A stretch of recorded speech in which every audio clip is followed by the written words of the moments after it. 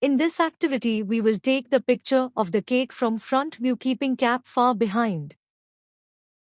To do that, let's shift the cap by changing its location X value to -25.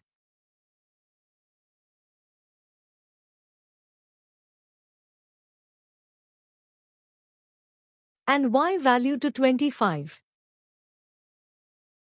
Now let's see through the camera and adjust it. Go to the camera view and select the camera in the outliner pane.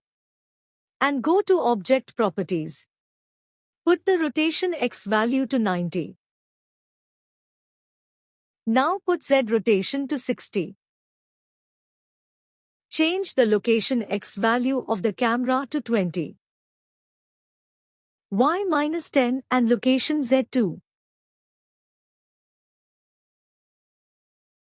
Now render the image. This is how the front view of cake looks.